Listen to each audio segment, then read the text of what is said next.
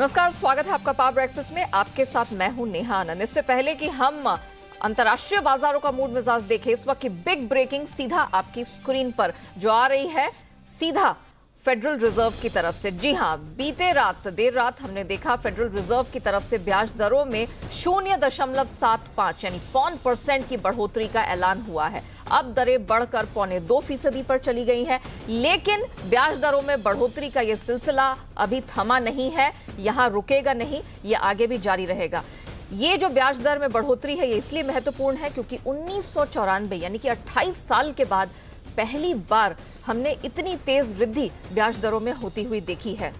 Record स्तर पर महंगाई की चिंता सता रही है अमेरिका को, अमेरिकी सरकार को, वहां के सेंट्रल बैंक को, और इसी कड़ी में उन्होंने उठाया है ये कदम। ग्रोथ में कमी और साथ ही बेरोजगारी की चिंता भी उन्हें सता रही है, उसके भी लक्ष्य आगे की तरफ बढ़ाए हैं। तो ये कुछ बिग ब्रेकिंग इस वक्त आती हुई सीधा अमेरिकी फेड की तरफ से, जिसका ऐलान उन्होंने किया है, और बाजार की, दुनिया भर के बाजारों की थी इस पर नजर। चलिए फटाफट नजर डाल लेते हैं कि आज गुरुवार की सुबह इंटरनेशनल मार्केट से संकेत कैसे। सरप्राइजिंगली एक रिलीफ रिकवरी हमने कई दिनों के दबाव, कई दिनों की गिरावट के बाद आते हुए देखी है। एसजीएक्स निफ्टी पर जरा नजर डालिए। यहां पर हम देख रहे हैं तकरीबन 150 अंकों की स्ट्रेंथ दिखाई दे रही है। 15,800 के पार है एसजीएक्स निफ्टी। बाकी एशियन मार्केट्स भी हरे निशान में खुले हैं। जापान का बाजार निके तकरीबन 600 अंकों की मजबूती दिखा रहा है, और स्ट्रेट टाइम्स कॉस्पी, ये जितने भी धीरे धीरे करके एशियन मार्केट्स खुल रहे हैं, ये भी हरे निशान में खुलने में कामयाब दिखाई दिए हैं। डाउ, नैस्डैक फ्यूचर्स, यहां पर भी हमने हरे निशान में ट्रेड्स होते हुए देखे हैं। अच्छी खासी स्ट्रेंथ यहां बनती हुई 240 अंक ऊपर इस समय डाउ फ्यूचर्स है, तो नैस्डैक फ्यूचर्स में भी 130 अंकों की स्ट्रेंथ दिख रही है। कल की सुस्ती के बाद हमने देखा कि कच्चा तेल, सोना चांदी, इसमें भी निचले स्तरों से खासी रिकवरी देखने को मिली, और डॉलर इंडेक्स जो 105 के स्तर के पास ट्रेड कर रहा था, उसमें हमने कूल ऑफ आते हुए देखा, 0.1% है नीचे। तो क्या कुछ हुआ है कल अंतर्राष्ट्रीय बाजारों में, कैसे रिएक्ट किया है मार्केट ने, हमारे लिए कौन से महत्वपूर्ण ट्रिगर्स हैं, सब पर बात करने के लिए पूरी डिटेल लेकर मेरे सहयोगी दीपांशु इस वक्त स्टूडियो में मेरे साथ जुड़ चुके हैं। दीपांशु, ये क्या हो गया? मतलब इतना बड़ा मूव बिल्कुल फेड की तरफ से आया। ठीक है, हम मान के चल रहे थे ये आएगा, लेकिन बाजार तो खुश नजर आ रहे हैं, क्योंकि फाइनली उनको लग रहा है कि फेड एक्शन में आ रहा है। वो तलवार जो लटक रही थी वो चली गई, वो तलवार एक तरह से चली गई, बट मोर इम्पोर्टेंटली क्या हो रहा है कि अब तक आप खुश थे कि फेड ने रेट्स नहीं बढ़ाए हैं, बट जिस तरह से अब इन्फ्लेशन की प्रॉब्लम आई है, बाजार चाहते हैं कि फेड भी थोड़ा अग्रेसिव हो, क्योंकि इन्फ्लेशन ज्यादा बड़ी प्रॉब्लम बन रहा है इसके मुकाबले कि आप रेट्स देखें। तो इनफैक्ट बाजार खुश है कि फाइनली फेड थोड़ा अग्रेसिव होते हुए दिख रहा है, और जैसा कि पावल साहब ने कहा 0.5% की दरें तो इस बार बढ़ी है। अगली बार जुलाई की मीटिंग में भी उन्होंने कहा आधे से 0.5% से दरें बढ़ा सकते हैं। एंड मोर इंपॉर्टेंटली साल के अंत तक का जो इनका दरों का अनुमान आ रहा है वो 3.4% का आ रहा है। करेंटली दरें 1.75% पर है, यानी कि यहां से भी ऑलमोस्ट डबल हो सकते हैं रेट्स। ये उन्होंने जो अनुमान जताया उस पर बाजार एक्चुअली रिएक्ट कर रहा है कि फाइनली फेड की तरफ से अब एक्शन आ रहा है। फेड अभी तक कर्व के बहुत पीछे था, अब शायद कैचअप की उम्मीद बनती हुई दिख रही है। इसका आपने एक्शन बनते हुए देखा। इसके साथ ही अगले साल तक 3.8% की दरें रहेंगी, यानी कि टाइटनिंग साइकिल इस साल ज्यादा होगा, अगले साल उतनी अनुमान नहीं है। इन्फ्लेशन का इनका जो अनुमान आया है उसको इन्होंने बढ़ा दिया है, 4.3% से बढ़ाकर 5.2% किया है। ग्रोथ का अनुमान इन्होंने काट दिया है, 2022 में ग्रोथ अनुमान 2.8% से घटाकर 1.7% कर दिया है।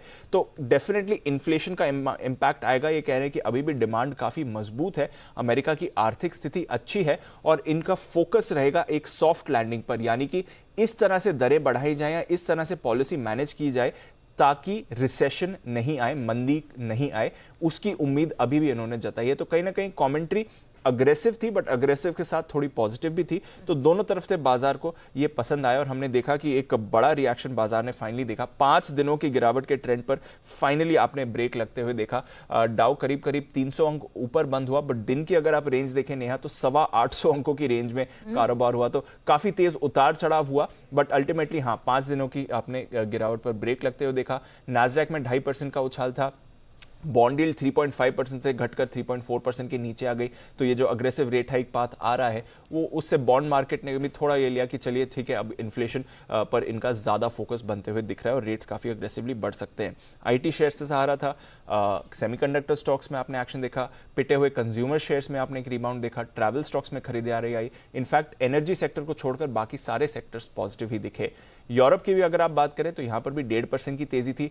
कल एक इमरजेंसी ईसीबी की बैठक भी बुलाई गई। बाजार अनुमान लगाया रहा था कि शायद एक सरप्राइज रेट हाइक आ सकता है ईसीबी की तरफ से, वो तो नहीं हुआ, पर ईसीबी ने कहा है कि जिस तरह से इन्फ्लेशन बढ़ रहा है और बॉन्ड्स का इंपैक्ट हो रहा है लगभग सभी यूरोपियन इकोनॉमीज पर, उसको टैकल करने के लिए एक नई योजना को लाया जाएगा, उसका उन्होंने कल ऐलान किया। और साथ ही आज बैंक ऑफ इंग्लैंड की पॉलिसी आने वाली है और अनुमान यही कि लगातार 5वीं बार यहां में भी आप दरों में बढ़ोतरी होते हुए देख सकते हैं। तो सेंट्रल बैंक एक्शन में आ रहे हैं और ये पूरा फोकस बाजार का बनते हुए दिखा है।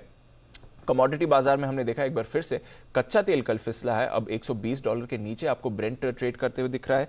वहीं अगर आप बात करें अमेरिका में जो बाइडेन साहब ने रिफाइनर्स को कहा है अपना आउटपुट बढ़ाइए, अमेरिका की वीकली इन्वेंट्रीज जो है वो थोड़ी बढ़कर आई हैं, तो यहां से कच्चे तेल के दामों में थोड़ा दबाव है। एंड ऑफ कोर्स डॉलर की मजबूती से तो हम देख रहे हैं अक्रॉस कमोडिटीज थोड़ा इंपैक्ट पड़ा ही है। बट हाँ, कल गोल्ड में एक रिबाउंड आपने आते देखा, 1835 के करीब गोल्ड आ गया है। बेस मेटल्स में भी कल रिबाउंड था क्योंकि अनुमान यह है कि चाइना की डिमांड लौट सकती है। तो ओवरऑल अच्छे मूड में है बाजार और फेड की पॉलिसी पर पॉजिटिव रिएक्शन देते हुए दिख रहे हैं। तो फाइनली हम देख रहे हैं कि वो रिकवरी लौटते हुए कुछ बाजारों में दिखाई दी। शुक्रिया अब दीपांशु वो पूरी डिटेल रखने के लिए। लेकिन अब जो फेड ने जो ऐलान किए हैं और जो आउटलुक आगे का दिया है, इसको हम थोड़ा विस्तार से समझेंगे और इसी पर बात करने के लिए हमारे साथ एलिमेंट्स प्लेटफॉर्म्स के चेयरमैन और global market expert Ajay Bagga sir जुड़ चुके हैं। बग्गा सर, गुड मॉर्निंग, बहुत स्वागत है सर। सबसे पहले तो मैं आपका रिएक्शन जानना चाहूंगी। फेड, आप कल भी कह रहे थे, मार्केट का कंसेंसस था 75 बेसिस पॉइंट की रेट हाइक दिखेगी, आ गई। अब जो ऐलान यहां पर पावेल साहब ने किया है, जो आउटलुक दिए हैं, कैसे देखते हैं सर आप? आपका हम व्यू जानना चाहेंगे। जी नया जी, ओवरऑल पॉजिटिव है मार्केट के लिए और मार्केट ने पॉजिटिवली इसको लिया भी कि फाइनली फेड रिएक्ट कर रहा है और कैचअप मोड में है। रेट बढ़ाए हैं इन्होंने तेजी से। दूसरी बात ये थी कि मार्केट को आशंका थी कि 75 बेसिस पॉइंट अगली बारी भी क्या तय है, तो उन्होंने कहा कि पहले डेटा देखेंगे और 50 करना है कि 75 वो इन्फ्लेशन की जैसा का रुख जैसे रहेगा उसी के बेसिस पे करेंगे जुलाई में। अभी गिवन नहीं है, तो इससे थोड़ी राहत मिली। तीसरा जो एक थोड़ा डर मार्केट में बैठा है कि मई में यूएस के रिटेल नंबर, जो डोमेस्टिक खपत, वो नेगेटिव ग्रोथ में आई है, तो हो सकता है। और अटलांटा फेड का जो एक रिपोर्ट निकल के आई जिसने कहा कि 0% ग्रोथ है दूसरी तिमाही में। पहली तिमाही याद करें तो नेगेटिव ग्रोथ था ट्रेड इम्बैलेंस के चलते। तो कई विशेषज्ञ कह रहे हैं कि शायद यूएस ऑलरेडी रिसेशन में है।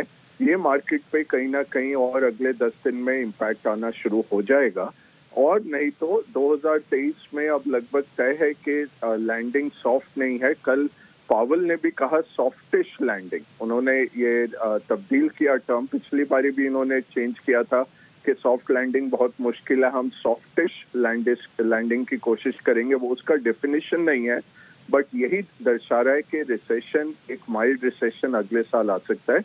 और जैसे मैंने आपको कल कहा था कि अनएम्प्लॉयमेंट का आंकड़ा हम देखेंगे, वो रीडिंग बिटवीन द लाइंस आपको इंडिकेट करेगा रिसेशन आ रहा है कि नहीं। तो वो उन्होंने बढ़ाया, 2023 और 24 में अनएम्प्लॉयमेंट बढ़ाया, जिसके चलते आप ये सरमाइज कर सकते हैं कि फेड भी एक्सपेक्ट कर रहा है कि सॉफ्ट लैंडिंग मुश्किल रहेगी और रिसेशन आएगा। तो यही निष्कर्ष है कि इस बारी तो मार्केट ने ज़्यादा ओवरसोल्ड कर दिया था, रिस्क ऑफ कर दिया था कि बहुत तेजी से रेट बढ़ेंगे, उतने तेजी से नहीं बढ़ेंगे।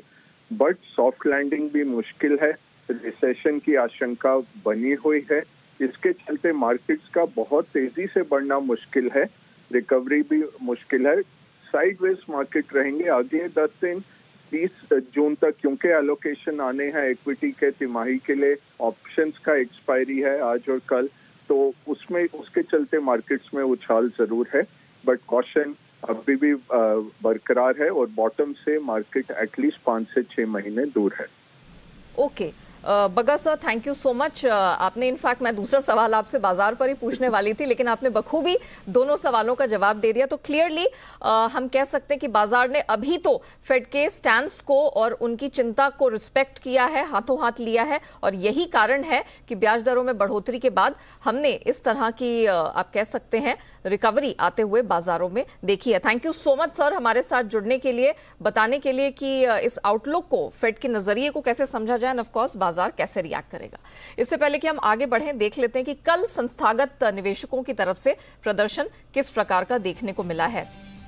एफआईआईज की कैश स्पेस में तो बिकवाली जारी है, ये रुकने का नाम नहीं ले रही है, और कल भी देखा जाए तो 3,500 करोड़ से अधिक की ही बिकवाली हमने विदेशी संस्थागत निवेशकों की तरफ से आते हुए देखी है। लेकिन इसके ठीक विपरीत हम एफएनओ स्पेस पर नजर डालें तो 1,950 करोड़ की खरीद आई है, और डोमेस्टिक जो इंस्टीट्यूशनल इन्वेस्टर्स हैं इन्होंने साथ नहीं छोड़ा है। 2,588 करोड़ के खरीद हमने यहां पर भी आते हुए देखी है।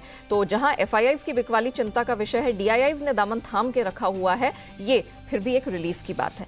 चलिए, अब जिस तरह के संकेत मिलते हुए आ रहे हैं, जो कि सरप्राइजिंगली रिफ्रेशिंग है, पॉजिटिव है, इन ग्लोबल संकेतों के बीच हमारे मार्केट में क्या रणनीति होगी, कैसा मूड मिजाज रहेगा, इस पर बात करने के लिए जी बिजनेस के मैनेजिंग एडिटर अनिल सिंह भी हमारे साथ जुड़ चुके हैं।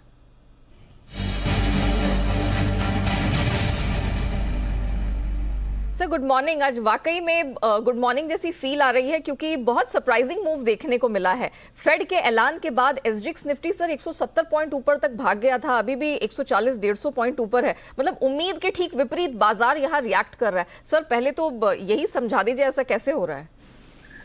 Good morning Neha. देखिए, ये इसलिए हो रहा है कि इसकी दो बड़ी वजह। एक तो ये कि फेड ने वो कुछ कहा और वो कुछ किया जो बाजारों को पता था, और बाजार की उम्मीद के मुताबिक उनकी पॉलिसी आती भी दिखी है।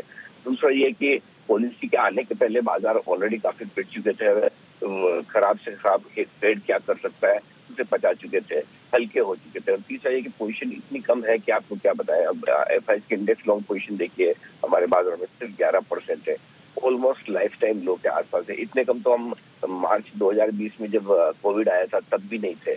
यानी कि हर बड़ा इन्वेस्टर, हर बड़ा इंस्टीट्यूशन मंदी में बैठा है, या फिर बिल्कुल ही नहीं के बराबर या मिनिमम लॉन्ग पोजीशंस है। जाहिर सी बात है कि जब हल्के बाजार और इवेंट की रिस्क आपके सामने से निकल जाए तो फिर बाजारों को उछलना स्वाभाविक है, और छोटे मोटे करेक्शन आना लाजमी है। तो मेरे ख्याल से जो अमेरिकी बाजारों में हुआ वो सिंपल हुई है। अगर टॉप से नैस्डैक 32-33% फिसल जाए, डाउ 17-18% फिसल जाए, और फिर 200-300 पॉइंट की थोड़ी रिकवरी दिखाए, तो कोई बहुत बड़ी बात है नहीं। और सिमिलर सिचुएशन हमारे यहाँ भी है। तो मेरे ख्याल से ग्लोबल मार्केट्स जो पहले अच्छे खासे करेक्ट हो चुके हैं, और जो पॉलिसी आई है वो पॉलिसी उम्मीद के मुताबिक रही है, उस हिसाब से रिकवरी आ रही है। अब पॉलिसी में जो वो खास बात है, एक ये कि ब्याज दरें तो बढ़नी है और आगे भी बढ़नी है, लेकिन ग्रोथ और साथ ही बेरोजगारी को लेकर थोड़ी चिंता फेड जता रहा है। तो अब इसका मतलब ये है कि आगे चलते हुए फेड सिर्फ और सिर्फ इन्फ्लेशन नहीं देखेगा, उसे ग्रोथ भी देखनी है, और अगर नौकरियां बराबर नहीं लगती तो वो भी उनकी नजर में रहेगा। अब ये सोचने के लिए हो सकता है 3 से 4 महीने 6 महीने का समय फेड ले कि इन्फ्लेशन से हमारा फोकस शिफ्ट करके दूसरी तरफ ले जाना है। लेकिन तब तक मुझे लगता है कि थोड़ा सा मार्केट आपको उतार चढ़ाव भरा रहेगा। ओवरऑल आप ये कह सकते हैं रिकवरी के पीछे वजह है कि एक इवेंट रिस्क आपकी निकल गई। Sir point taken. तो सर बताइए, हमारे मार्केट्स आज कुछ बाउंस लेकर ओपनिंग करेंगे, निफ्टी बैंक निफ्टी सर क्या लेवल्स होंगे? जी हाँ, बिल्कुल करेंगे। और दो चीजें हैं ना। एक तो पहले ये समझ लीजिए कि 15,650, 15,725 ये आपके लिए सपोर्ट लेवल हो गया। 15,650 के आसपास पिछले 3 ट्रेडिंग सेशन से हम सपोर्ट ले रहे हैं, और 15,700 के आसपास या थोड़ा सा उसके आसपास बंद होने की कोशिश कर रहे हैं। तो ये तो आपका सपोर्ट हो गया। तो अब फ्रेश कमजोरी आपको तभी फील करनी जब आप 15,600 के नीचे ट्रेड करना शुरू करें। जब तक उसे होल्ड करते तब तक अब नए कमजोर नहीं, जितने हैं उतने ही। रिकवरी है, अब बड़ा सवाल यह था कि रिकवरी कितनी टिकाऊ हो सकती है। तो रिकवरी का पहला टारगेट बनता है 15,850, 15,900, और इसके पार निकल कर अगर हम रिकवरी में जाएंगे तो 16,000 से 16,200 इवेंचुअली, वो आज के लिए नहीं है टारगेट, लेकिन इवेंचुअली 16,000 से 16,200 की रेंज में मार्केट रिकवरी दे सकता है। और वहां से फिर हम देखेंगे कि बाकी कमोडिटीज का, इन्फ्लेशन का क्या हाल रहता है। बैंक निफ्टी का जहां तक सवाल है, 33,000 बहुत स्ट्रॉन्ग बेस के तौर पर आया है, और 3 दिनों से 4 दिनों से हम 33,000 के लेवल को होल्ड कर रहे हैं। आज के लिए भी 33,000, 33,125 ये आपका सपोर्ट लेवल है जो होल्ड करेगा, और ऊपरी स्तर पर 33,600 से 33,800 की रेंज पहले बाजार जाने की कोशिश करेगा, और उसके बाद अगर रिकवरी और आगे बढ़ी तो फिर बैंक निफ्टी के लिए 34,350 34,600 की रेंज इवेंचुअली बनेगी, जैसे कि 16,000 16,200 की निफ्टी पर बनेगी। तो ये बड़े लेवल से जो आने वाले 2-3 ट्रेडिंग सेशन के लिए ध्यान में रखने हैं आपको, लेकिन ओवरऑल आज एक रिकवरी का दिन नजर आता है, इसमें कोई डाउट नहीं जी। Definitely sir, thank you so much हमारे साथ जुड़ने के लिए और बताने के लिए कि आज की ट्रेडिंग रेंज कहां पर होती दिख रही है। तो जाहिर तौर पर इतने दिनों की नर्वसनेस के बाद, प्रेशर के बाद एक आप कह सकते हैं कि बाउंस के साथ रिकवरी लेकर मार्केट खुलेगा। अच्छी तेजी यहां पर कुछ दिख सकती है। निफ्टी में लेवल्स 15,650 से 725 ये सपोर्ट रेंज का काम करेंगे। अपर बैंड 15,850 से 975 का दिख रहा है और इवेंचुअली आज नहीं, लेकिन सर ने क्लैरिफाई किया है कि 16,000 और 16,200 ये आने वाले 1 से 2 ट्रेडिंग सेशन में भी ऊपर की तरफ निफ्टी छूने की कोशिश कर सकता है। बैंक निफ्टी में सिमिलरली 33,000 का स्तर नीचे टूटता हुआ सर को नहीं दिख रहा है। 33,000 से 33,125 ये एक सपोर्ट रेंज का काम करेगा और जो अपर बैंड है रेजिस्टेंस रेंज वो 33,600 से 33,800 के बीच की दिखाई दे रही है। चलिए, तो ब्रॉडर मार्केट्स में तो कुछ अच्छा मूड बनता हुआ दिख रहा है, लेकिन खबरों के दम पर कहां कहां एक्शन दिखेगा ये बताने के लिए मेरे सहयोगी अरमान स्टूडियो में जुड़ चुके हैं। अरमान, कुछ अच्छा दिन आज दिखाई दे रहा है, टेरिफिक थर्सडे वाली फीलिंग आ रही है। आपकी स्टॉक्स एंड न्यूज की लिस्ट कैसी है? बिल्कुल, देखिए सबसे पहले एक जो थोड़ी अच्छी बात भी है, जो भी सुनते हैं उनके लिए बढ़िया बात है कि जैसे ये एलन मस्क जो साहब हैं वो ट्विटर के एम्प्लॉइज़ को आज टाउन हॉल में आज उनको एड्रेस करने वाले हैं। फिर एक्स डेट है कुछ 2 स्टॉक्स के लिए, जिसमें अपोलो टायर्स है डिविडेंड 3.25 का और कॉस्मो फिल्म से बोनस इशू 1:2 का। अब खबरों पे आ जाते हैं। यूपीएल पर ध्यान रखिएगा, जिसमें एनसीएलटी से जो बैंकरप्ट कंपनी है क्यूडोस केमी, उसके अधिग्रहण को उनको मंजूरी मिल चुकी है और ये अपने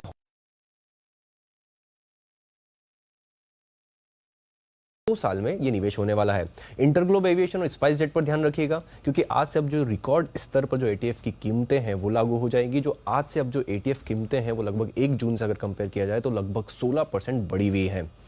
स्टेट बैंक ऑफ इंडिया, जिसमें अब होम लोन के लिए जो मिनिमम रेट है वो 7.05% से बढ़ाकर 7.55% कर दिया गया है। बैंक ऑफ बड़ौदा 2 करोड़ तक जो टर्म डिपॉजिट है वहां पर दरें जो हैं वो 0.4% से बढ़ा दी गई हैं। इंडियन ओवरसीज बैंक पर ध्यान रखिएगा, जहां पर 2,000 करोड़ जुटाने के लिए बोर्ड की मंजूरी हो चुकी है और ये मिक्स होने वाला है। 1,000 करोड़ जो है वो तो इक्विटी शेयर्स द्वारा, फॉलो ऑन पब्लिक ऑफर द्वारा या राइट इशू के जरिए, और 1,000 करोड़ जो है वो बॉन्ड्स द्वारा जुटाया जाएगा। एनबीसीसी ने एक अपडेट दिया है कि उनको मई महीने में कुल लगभग उन्होंने 330 करोड़ का बिजनेस किया है। वोल्टाइम ट्रांसफॉर्मर्स पर ध्यान रखिएगा, जिसपे एचडीएफसी म्यूचुअल फंड ने लगभग 0.35% हिस्सेदारी खरीदी है और अब उनकी कुल हिस्सेदारी 4.91% से बढ़कर 5.25% हो गई है। और अंत में ज्योति लैब्स पर ध्यान रखिएगा, जिसमें नालंदा इंडियन इक्विटी फंड ने लगभग 0.18% हिस्सेदारी 14 जून को ओपन मार्केट में खरीदी है और उनकी कुल हिस्सेदारी 4.88% से बढ़कर 5.06% हो गई है। Point taken Arman, thank you so much हमारे साथ जुड़ने के लिए, स्टॉक्स एंड न्यूज की वो पूरी लिस्ट दर्शकों के सामने रखने के लिए। आइए अब जान लेते हैं आज की ट्रेडिंग कॉल्स। आनंद राठी सिक्योरिटीज से करेंगे शुरुआत। एलएनटी में खरीदारी की रिकमेंडेशन इस ब्रोकिंग फर्म की तरफ से आती हुई 1530 का स्टॉप लॉस लगाना है, टारगेट 1625 का मिल जाएगा। अब आते हैं चॉइस ब्रोकिंग की रिकमेंडेशन की तरफ। स्ट्राइड्स फार्मा, आज इनकी तरफ से सलाह इस स्टॉक को खरीदने की है, स्टॉप लॉस 310 का, टारगेट 355 का। और अंत में सेंट्रम ब्रोकिंग, इनकी तरफ से सिंजन इंटेल खरीदने की रिकमेंडेशन है, 551 का स्टॉप लॉस, 570 का टारगेट आपको इस स्ट्रैटेजी में मिल जाएगा। आइए अब जान लेते हैं बाजार पर आज एक्सपर्ट्स की राय क्या बन रही है, किन स्टॉक्स में, सेक्टर्स में आज उनका ध्यान है। इस पर बात करने के लिए हमारे साथ ग्लोब कैपिटल के हिमांशु गुप्ता जुड़ चुके हैं। हिमांशु जी गुड मॉर्निंग। उम्मीद के विपरीत बाजार कुछ अच्छा रिएक्ट कर रहे हैं, अंतर्राष्ट्रीय बाजारों से संकेत अच्छे हैं, निफ्टी बैंक निफ्टी, जरा बताइए आपका क्या ध्यान बन रहा है यहाँ पर? Very good morning to you Neha. देखिए, अक्रॉस द बोर्ड सारे ही मार्केट्स काफी ओवरसोल्ड थे और इसी वजह से मुझे ऐसा लगता है कि बाजार में कुछ भी ऐसा नहीं हुआ जो बाजार को नहीं ऑलरेडी मालूम था, जिसके चलते यहाँ पर शायद एक शॉर्ट कवरिंग या एक रिलीफ रैली बाजार में शॉर्ट टर्म में, नियर टर्म में देखने को मिल सकती है। देखिए, बाजार इंपॉर्टेंट सपोर्ट के नीचे बहुत हल्के थे, 15,700 को होल्ड कर पाए पिछले 2 दिनों में, और मुझे लगता है कि आज जिस तरह के पॉजिटिव क्यूज हैं, यहाँ से एटलीस्ट इंट्राडे या 1 से 2 दिनों के लिए एक रिलीफ रैली हम एक्सपेक्ट कर सकते हैं। देखिए, ना केवल हम पीसीआर के फ्रंट पर ओवरसोल्ड थे, बल्कि एफआईज के नेट लॉन्ग्स भी यहाँ पर रिकॉर्ड लोज के आसपास थे। On the top of that, कल के ट्रेडिंग वॉल्यूम जो थे वो 2020 के कोविड के लोज के आसपास थे। यानी कि यहाँ पर बहुत ही हल्के बाजार थे, तो यहाँ से मुझे लगता है कि फ्रेश शॉर्ट के लिए कोई ट्रिगर नहीं है और इसके चलते ही यहाँ से एक शॉर्ट कवरिंग रैली बाजार में देखने को मिल सकती है। अब अगर मैं लेवल्स की बात करता हूँ नेहा जी, तो आज के सेशन में देखिए 15,800 के ऊपर हमको खुलने के संकेत यहाँ पर मिल रहे हैं SGX से, और मुझे लगता है कि 2 दिनों से हम 15,800 820 के ऊपर जाने में ही स्ट्रगल कर रहे थे। तो मेरा मानना है कि आज का जो गैप अप है उसमें खरीदारी करें, 15,740 के नीचे का स्टॉप लॉस लगाएं, और अप साइड में मुझे लगता है कि काफी हाई पॉसिबिलिटीज है कि हम 16,050 की तरफ आज की जो एक्सपायरी है, वीकली एक्सपायरी, वो होते हुए देखें। निफ्टी बैंक में भी सिमिलरली 33,500 के ऊपर खुलने की पॉसिबिलिटीज हैं, और इस गैप अप को मुझे लगता है कि चेज करना चाहिए, क्योंकि एक short covering further trigger up होती नजर आ सकती है। 33,400 के नीचे का हम स्टॉप लॉस मेंटेन करेंगे, और अपसाइड में 33,850 और इनफैक्ट 34,000 तक के भी अपसाइड आज के सेशन में हमें देखने को मिल सकती है। और वजह साफ है नेहा जी, क्योंकि मुझे लगता है कि अक्रॉस द बोर्ड इतने शॉर्ट्स हैं, बाजार इतने हल्के हैं कि बहुत एक हल्की सी अगर शॉर्ट कवरिंग ट्रिगर होती है तो वो एक फर्दर रैली को यहाँ पर एक इंसेंटिवाइज करते हुए हम देखने को यहाँ पर हमें मिल सकता है। हिमांशु जी, हमने देखा कि इस सुस्ती के माहौल में, प्रेशर के माहौल में भी ऑटो स्पेस ने अच्छी लीडरशिप दिखाई है।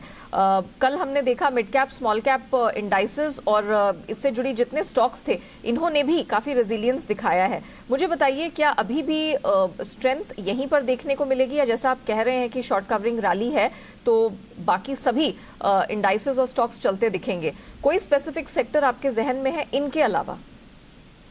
नेहा देखिए, ऑटो तो एक ऑफकोर्स एक प्रेफर्ड सेक्टर है ही, प्रेफर्ड बेट है ही, और मुझे लगता है कि इस सेक्टर में तो अनडाउटेडली आज एक अच्छा रनअप देखने को मिलेगा। और इस सेक्टर से मारुति एक ऐसा स्टॉक है जो कि पिछले कुछ दिनों की जो बाजार में गिरावट या वॉलेटाइल माहौल है उसमें भी होल्ड करते हुए नजर आया है, तो मारुति पर नजर रहनी चाहिए। ये 8,000 के ऊपर हमको लगता है कि आज के सेशन में निकलता हुआ हमें देखने को मिल सकता है। इसके अलावा टू व्हीलर स्पेस में हीरो मोटोकॉर्प और TVS मोटर्स अच्छे प्लेस हैं, जहाँ पर एक अच्छी तेजी बनती हुई नजर आ सकती है। लेकिन इसके अलावा मुझे लगता है कि बाजार में शॉर्ट कवरिंग के लिए जो सेक्टर्स पे हमारी नजर रहनी चाहिए आज के लिए, वो रहेगा, सबसे पहला सेक्टर रहेगा सीमेंट स्पेस का। इसमें एक जबरदस्त मंदी देखने को मिली है, एक बड़ी करेक्शन देखने को मिली है, और अब ये सेक्टर काफी ओवरसोल्ड है। UltraTech cement, Ambuja cement, ACC काफी हद तक काफी इंपॉर्टेंट सपोर्ट के आसपास है। यहाँ पर एक शॉर्ट कवरिंग ट्रिगर होती हुई नजर आ सकती है। साथ ही साथ IT स्पेस में भी हमने देखा कि कल के सेशन में भी थोड़ा सा लोअर लेवल पर होल्ड करने की कोशिश ये इंडेक्स कर रहा था। इसमें जो फ्रंट लाइन स्टॉक्स थे, यहाँ पर भी मुझे लगता है कि शॉर्ट कवरिंग आ जाती हुई नजर आ सकती है। हिमांशु, फटाफट बता दीजिए कि स्टॉक स्पेसिफिक एक्शन कहाँ है? देखिए, मुझे लगता है कि यहाँ पर DLF में आज के सेशन में खरीदारी कर सकते हैं। स्टॉक काफी मजबूती से 300-310 के सपोर्ट्स को होल्ड कर रहा है, और आज के सेशन में मुझे लगता है कि यहाँ पर एक तेजी बनती हुई नजर आ सकती है। तो 330-335 रुपए तक के टारगेट के लिए DLF में खरीदारी की राय है। 312 रुपए का एक स्टॉप लॉस लगाकर यहाँ पर तेजी की पोजीशन बनाकर चलने की सलाह है। Okay, Himanshu ji, thank you so much हमारे साथ जुड़ने के लिए। अब बढ़ते हैं कमोडिटी बाजार की तरफ, जान लेते हैं यहाँ पर भी रणनीति और IIFL सिक्योरिटीज के अनुज गुप्ता जुड़ चुके हैं। अनुज, पहले तो बताइए कि बुलियन में क्या किया जाए? सोने चांदी में इंटरनेशनल मार्केट में फिर से निचले स्तरों से कुछ रिकवरी दिखी है। Neha ji, good morning. Gold silver हमने रिकवरी आते हुए देखिए, कल इंटरेस्ट रेट बढ़ाने के बाद एक रिकवरी गोल्ड सिल्वर में रही है, क्योंकि जो फेडरल बैंक का स्टांस है वो थोड़ा सा लंबा है और इन्फ्लेशन को कंसर्न काफी उन्होंने किया है। तो गोल्ड और सिल्वर में खरीदारी का ट्रेड रखना चाहिए। गोल्ड करीबन 50,200 में खरीदारी करें, स्टॉप लॉस 49,850 का लगाए, टारगेट 50,800 तक हो सकता है। इंटरनेशनल मार्केट में एक्सपेक्टेड है कि 1850-1855 डॉलर तक के लेवल देखे जा सकते हैं। सिल्वर में भी करीबन 60,500 के आसपास खरीदारी करें, 59,800 का स्टॉप लॉस लगाए, टारगेट 62,000 तक देखने को मिल सकता है। और इंटरनेशनल मार्केट में अगेन $22 के ऊपर के लेवल्स हम यहाँ पर देख पाएंगे। तो गोल्ड सिल्वर में खरीदारी का ट्रेड लिया जा सकता है। क्या करें, मल्टी मंथ लो से यहाँ पर भी रिकवरी लेकर ही कल अंतर्राष्ट्रीय बाजार बंद हुए हैं। हाँ देखिए, बिल्कुल हमें लगता है कि यहाँ पे अभी जो ट्रेड चल रहा है वो पॉजिटिव साइड में है। कहीं ना कहीं देखें तो हमें लगता है कि एक बाय ऑन डिप स्ट्रेटेजी यहाँ पे यूज की जा सकती है। एक्सपेक्टेड है कि अगर हम बात करें कॉपर की या क्रूड की, तो यहाँ पर हमें लगता है कि बाय ऑन डिप्स की स्ट्रेटेजी यूज कर सकते हैं। ओके, कच्चे तेल ने कल की गिरावट के बाद फिर से रिकवरी दिखाई है, खरीद बनती है? देखिए, 118-119 के आसपास काफी कंसोलिडेट कर रहा है, और जिस तरीके से डिमांड कंसर्न बढ़ सकता है तो हमें लगता है कि ऊपर की तरफ लेवल्स आ सकते हैं। यहाँ पर हमें लगता है 9,100 के आसपास खरीदारी का ट्रेड बनाए, 8,900 का स्टॉप लॉस लगाएं, टारगेट 9,200 तक देखने को मिल सकता है। हालांकि कल जो इन्वेंट्री थोड़ी बढ़कर आई थी, बट हमें लगता है कि यहाँ पे लोअर लेवल पर जो खरीदारी है वो देखने को मिल सकती है, और $120-122 तक के लेवल अगेन ब्रेंट में देखने को मिल सकते हैं। Okay Anuj, thank you so much हमारे साथ जुड़ने के लिए, बताने के लिए कि कमोडिटी स्पेस में क्या करें। अब बात करते हैं एफआईआर की और देख लेते हैं कि अलग अलग फॉरेन ब्रोकरेजेस की तरफ से कहां पर राय आ रही है, किन शेयरों पर ब्रोकरेज की रिकमेंडेशंस है। रिलायंस से शुरुआत करेंगे। जेपी मॉर्गन, इन्होंने अपना स्टैंस अपग्रेड करके न्यूट्रल से ओवरवेट कर दिया है, टारगेट भी बढ़ाया है 3170। क्रेडिट स्विस ने अपना स्टैंस मेंटेन किया है न्यूट्रल पे और 2510 का है टारगेट। टाटा मोटर्स पर नोमरा की बाय पोजीशन मेंटेन करने की सलाह, टारगेट 471 का। क्रेडिट स्विस भी अपना न्यूट्रल स्टैंस मेंटेन करके चल रहे हैं 438 के टारगेट के लिए। मारुति पर जेफरीज की बाय पोजीशन मेंटेन करने की सलाह है, टारगेट 10,250 का। और क्रेडिट स्विस आउट परफॉर्म की रेटिंग को बरकरार रखे हैं 10,103 के टारगेट के लिए। एनटीपीसी एचएसबीसी की खरीद की रिकमेंडेशन 185 का टारगेट और क्रेडिट स्विस की तरफ से आउट परफॉर्म का स्टैंस है, टारगेट 180। अंत में oil India, Morgan Stanley overweight का स्टैंस बरकरार रखे हैं, टारगेट 369।